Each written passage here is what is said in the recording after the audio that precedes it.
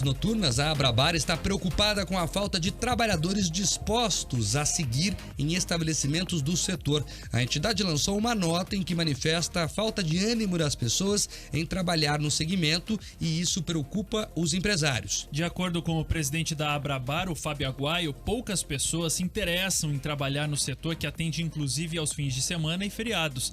Segundo ele, quem aceita o trabalho prefere trabalhar por diárias. O que nós constatamos aí em consulta aos empresários e bastante reclamação que nós temos recebido, do setor, dos nossos associados, é a dificuldade de encontrar mão de obra, principalmente qualificada e aquela que esteja engajada, comprometida com o setor, Nós temos a nossa peculiaridade de não termos feriados, não termos fim de semana para descanso, é óbvio, pela legislação sempre tem um dia na semana tem que recair, pelo menos aos domingos, mas a gente tem percebido que muitas das pessoas que estão trabalhando no nosso setor preferem ser taxa, aqueles trabalhadores eventuais, e isso tem dificultado uma relação mais duradoura, Segundo o presidente da Abrabar, virou uma saga encontrar alguém disposto a ter carteira assinada, mesmo com as altas taxas de desemprego. Isso nos preocupa porque nós estamos vivendo um momento de desemprego alto, A gente sabe que a pandemia fez muita gente do nosso setor buscar outras atividades, outros meios de sobrevivência e não voltou para a categoria. Então a gente vê essa ociosidade aí, a gente querendo contratar e não está conseguindo achar gente. A gente tem vários associados aí que estão com vagas aí, 3 vagas aí, 2, 3 meses, e quando aparece alguém, a pessoa trabalha uma semana e logo não aparece mais para trabalhar. Então, nós estamos preocupados porque a gente quer fazer a máquina da economia girar de novo. A gente sabe que precisa, de gente preparada para o nosso setor, porque essa é uma das grandes dificuldades que nós temos, de gente que esteja comprometida, Daí, portanto, o que chama atenção nesse caso é porque geralmente isso acontece quando nós temos a condição de pleno emprego, Quando sobram vagas no mercado. Mas agora tem vaga disponível e gente desempregada. Os números do IBGE dizem aí que temos em torno de 10 milhões de desempregados no Brasil. O que acontece, Gebil? Bom, eu acho que tem um animal que justifica essa explicação. É o chamado bicho preguiça. Porque não é possível que numa população de 10 milhões de desempregados, e isso evidentemente tem a sua proporcionalidade refletida em cidades como Curitiba. Então nós temos X mil pessoas desempregadas em nossa cidade. E elas não querem trabalhar porque não podem trabalhar sábado ou domingo. Mas que explicação é essa? Você sabe, Eugê, que, desculpa, eu vou até te interromper para pegar esse seu gancho aí, que existem 2 frentes, eu acho que nessa situação toda aí, que tem também o grupo do emprego é diferente do trabalho, que tem o esforço, tem todo aquele gás a mais que você tem que dispor para ter e manter essa sua vaga. Não, mas não entendi isso, perdão. Qual que é a diferença do emprego e trabalho? O trabalho você tem que suar a camisa, Tá. Mike? Preencher uma vaga de emprego é simples. Entendi. Eu estou Qualquer um empregado. faz. Qualquer um faz. Entendi. E também, agora nesses últimos tempos, que eu tenho trabalhado com algumas coisas relacionadas a evento, eu percebo que essa questão da taxa, as pessoas realmente preferem, porque a remuneração, aí é um outro ponto, que os empresários do setor precisam trabalhar também. A remuneração não é tão vantajosa quanto a taxa, porque trabalhar por taxa é como se ele fosse um freelancer. E aí ele pode fazer, às vezes, em um final de semana, 3, 4 eventos, que no fim das contas acaba dando metade, um quarto do salário, um terço do salário, e aí acaba sendo um pouco mais vantajoso. Aí você não consegue preencher uma vaga de emprego, mas você tem de fato o trabalhador, só que aquele disposto a trabalhar por dia. Legal, mas na sua lógica aritmética, portanto, o sujeito teria 33% aproximadamente de vantagem no final do mês. Em algumas situações. Eu fiz essa conta enquanto você expunha a tua linha de raciocínio. Isso não é o problema, mas me assusta assim o restaurante. Todos nós conhecemos o Madalosso, que está em constante mutação. Nessa etapa, por exemplo, o Madalosso está fazendo uma propaganda para o Dia dos Namorados, especificamente para o segmento gay, etc. É a modernidade, é bacana isso, é muito legal, ver o futuro. Mas o Madalosso, eu que sou, como a maioria dos curitibanos, um tradicional frequentador daquele restaurante, eu conhecia pelo nome os funcionários. O tradicionalíssimo maître do já falecido, nosso grande Gordo Hernani, também podia falar gordo naquele tempo, que não havia nenhum problema de linguagem na específica para tipificar as pessoas. A gente tinha liberdade de chamar um amigo de gordo, o outro que era magro a gente chamava de varapau e não tinha problema. Agora nós temos os problemas do politicamente correto. Mas de qualquer sorte, a gente conhecia o maître, a gente conhecia o garçom, né, no Bar Palácio. Eu estou falando de lugares que independem de merchan, né? Porque são lugares que marcam na cidade de Curitiba.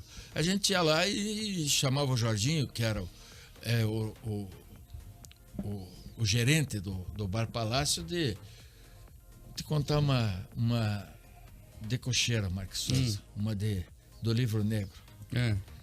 O Jorginho, que era um português... É permitido falar no ar? Sim, Tá bom. essa Você tem que perguntar sempre se não tem o rótulo da censura ali na frente. Né? Não, essa é bem social. O Jorginho, quando eu nasci na Galícia, fui criado com todos os meninos ali de perto do Campo do Poti, na Galícia, e o Jorginho era barbeiro na Galícia.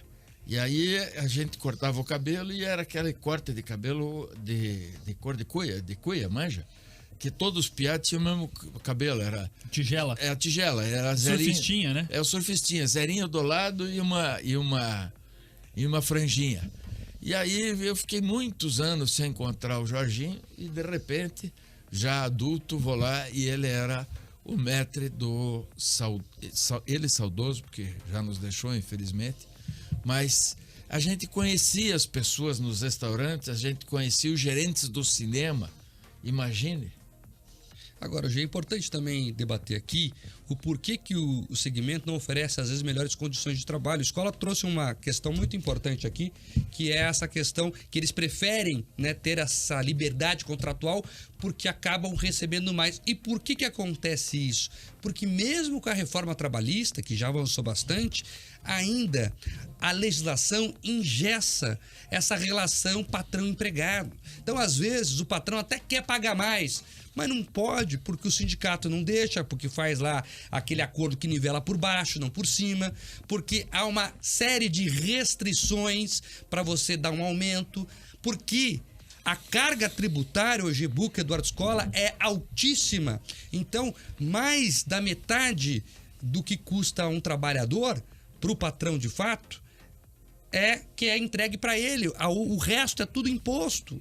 Então, às vezes o patrão paga mais imposto do que o salário do próprio empregado, dependendo do caso específico. Então, isso também atrapalha. Flexibilizar essas relações de trabalho, estou falando aqui em precarizar. Veja que a palavra é diferente. Precarizar não, mas flexibilizar essa liberdade da contratação de patrão e empregado é essencial até para você poder oferecer melhores condições de trabalho, Gê. Precarizar é identificar com o trabalho escravo, com aquela relação entre dono, né? Não é uma relação entre dono e colaborador, é entre dono e aquele que é obrigado a condições imorais, indecentes e inadequadas. E existe muito ainda no Brasil, não há dúvida que existe. Todavia, flexibilizar a relação é fundamental, porque se não temos pleno emprego é porque os donos, os empreendedores, eles estão condenados a uma carga tributária indecente, imoral e inadequada. Eu prestei muita atenção hoje no Jornal da Manhã. Por quê?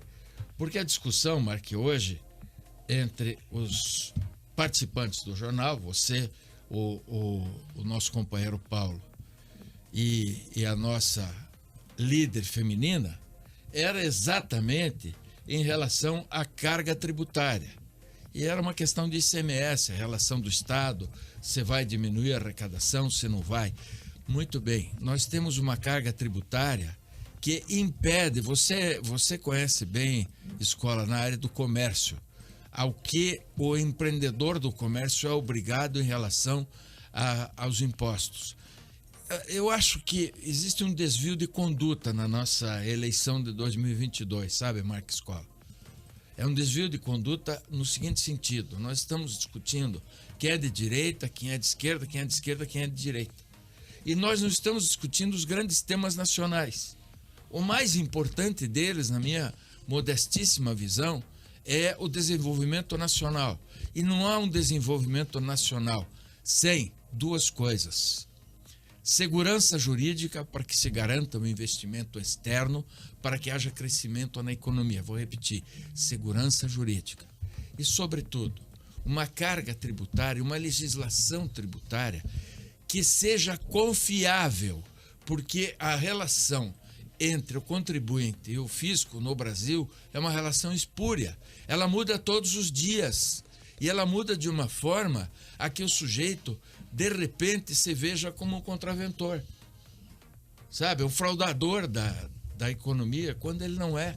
Quando o imposto mudou e ele nem sabe.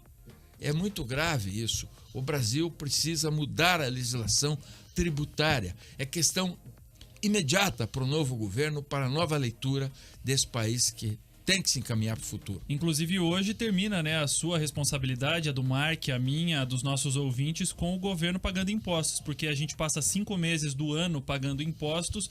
Hoje, 31 de maio, termina o 5º mês do ano e a gente trabalhou 5 meses pagando impostos para o governo. E, aliás, hoje também termina o prazo para entregar o imposto de renda. Então, o Leão tá com o dente afiado ali. Se você não fez isso ainda... E o site está instável, tem tá? até às 11h59 da noite. Mas também, Escola, aí não dá para culpar o governo. Perdão, tá desde abril para entregar esse negócio. Desde março. Não, a gente já desde teve abril. um mês, né, de prazo E aí o cara deixar por última hora também, aí não dá para culpar o governo. Mas enfim, faça isso, senão a conta fica mais salgada. Deixa eu só trazer um ouvinte para nosso bate-papo. Você que está nos ouvindo, nos assistindo pela live no YouTube Jovem Pan Grupo RIC, participe, viu? A sua opinião é fundamental, inclusive num tema que abrange tantas categorias como esse, que é emprego, renda, carga tributária.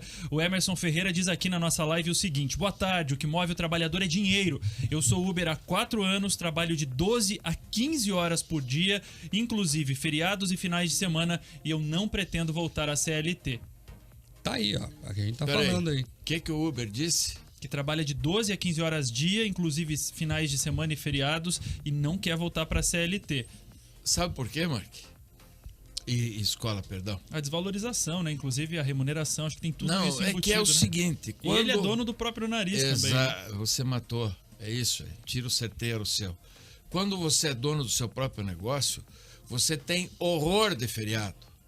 Quando fala daquela semana de carnaval, que vai ficar tudo fechado uma semana, o sujeito que é dono do seu próprio escritório, tem que pagar tudo que tem que pagar, fica apavorado, né? Porque essa história de dizer que o trabalho não enobrece o homem é uma mentira. Não é uma questão de ficar mais nobre ou menos nobre. É questão da boletagem, rapaziada. É você fazendo por você para pagar os seus, né? Porque os papirozinhos, eles vêm. Hoje é dia de papirozinho, depois dia 5 mais papiro, depois dia 10 mais papiro. Quem tem que trabalhar e pagar os papiros sabe do que eu estou falando. Agora 4